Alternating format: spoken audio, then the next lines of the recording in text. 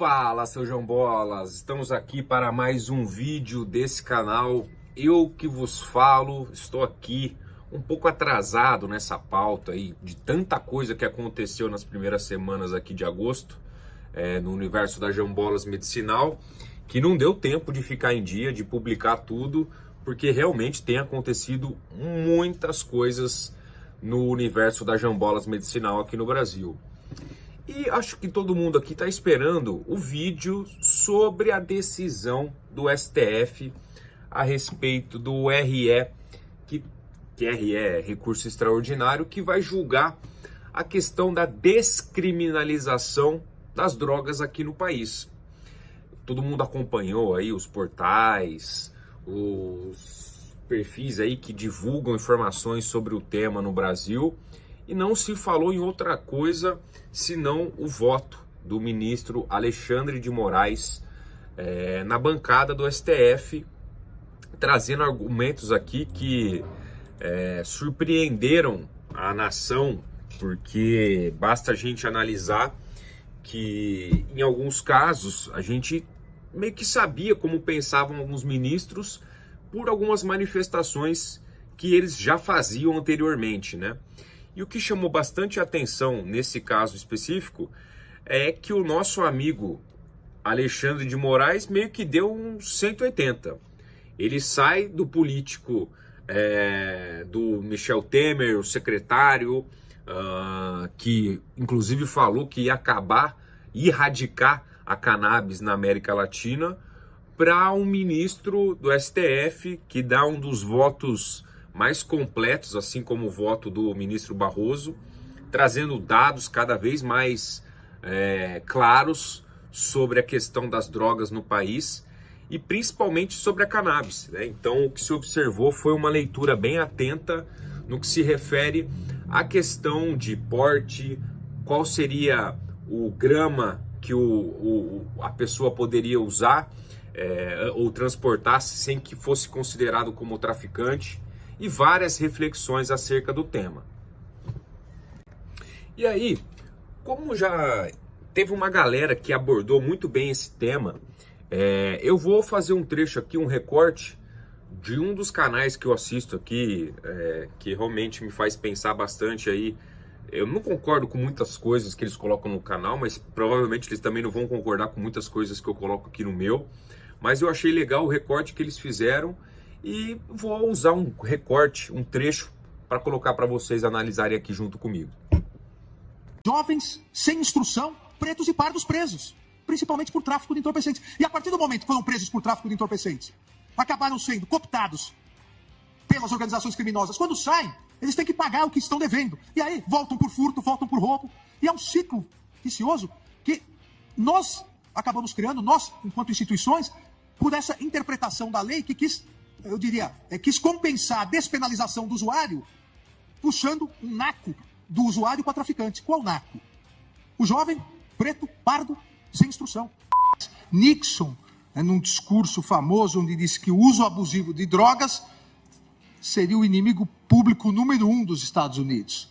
Então lançou a guerra às drogas, que todos sabemos, independentemente de posicionamento, todos sabemos que de 71 para cá, se fosse feito um ranking, quem ganhou a guerra às drogas, certamente não foram as autoridades públicas. Esse posicionamento chega a surpreender, sim, pois em 2016, quando ainda era ministro da Justiça do Temer, protagonizou a patética cena de cortar pés de maconha no Paraguai, o que lhe rendeu o simpático apelido de jardineiro paraguaio.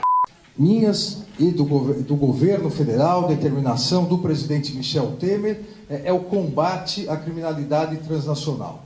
Aliás, baita desenvoltura do ministro com o facão, parece boia fria profissional. 7 anos depois, Alexandre de Moraes trocou o discurso de erradicar as drogas na América Latina para admitir que não se acaba com o tráfico cortando o pé de maconha com facas guinchas.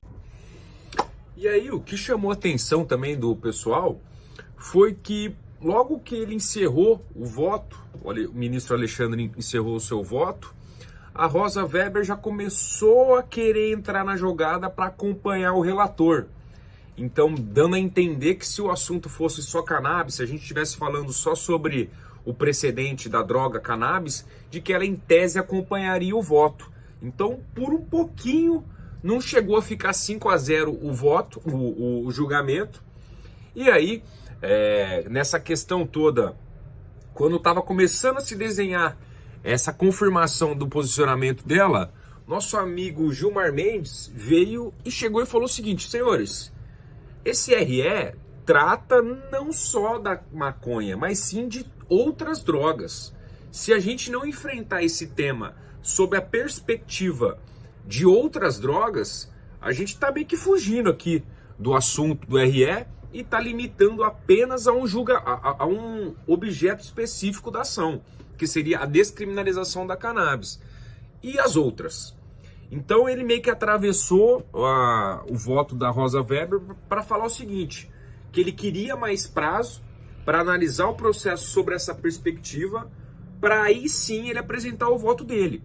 Então, por alguns momentos, todo mundo achou aí que já ia virar para 5-0, que a coisa ia entrar ali na descida, que ia resolver fácil. Mas ele pediu esse adiamento para aí conseguir analisar e apresentar o seu voto. Lembrando que esse provavelmente estaria sendo pautado para o dia 16/8, que seria a próxima quarta-feira, essa apresentação do voto dele. Mas, de novo, embora ele tenha se manifestado de que ele já está pronto para apresentar o voto dele, vai ser nossa amiga Rosa Weber que vai decidir se coloca ou não em pauta de novo o julgamento do RE. Mas é muito importante destacar que, já estamos em quase 5-0. Eles têm ali que compor uma maioria. Será mesmo que vai dar tempo dos votos contrários reverterem todas esses posicionamentos que já ocorreram dos ministros? Então, a gente vai acompanhar o que vai acontecer nos próximos dias. A semana promete bastante. Lembrando que, logo após essa decisão, eu não preciso falar nada, né? E eu não preciso falar nada justamente por quê?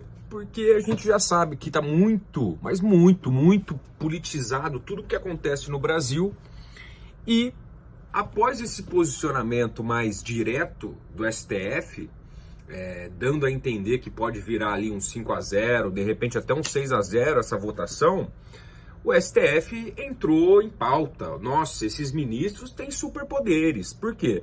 Porque, o legislador pensou uma coisa, a gente simplesmente vai mudar através do voto de alguns ministros que não foram eleitos pelo poder popular. E não demorou muito para que nosso amigo Pacheconha, vulgo Rodrigo Pacheco, se inflamasse na tribuna, justamente afirmando que isso seria competência do Congresso Nacional. E que os caras do STF estão loucos de querer ficar passando voto em cima de lei, simplesmente mudando todo o entendimento, sem pensar nos impactos que teriam na população carcerária. Enfim, trouxe aí uma argumentação de que isso é competência do Congresso e está trabalhando fortemente para articular uma PEC ou movimentações internas para que, se o STF na semana que vem vote e descriminalize, que o Congresso tenha ali uma medida de escudo para rebater essa invasão de competência, esse superpoder do STF.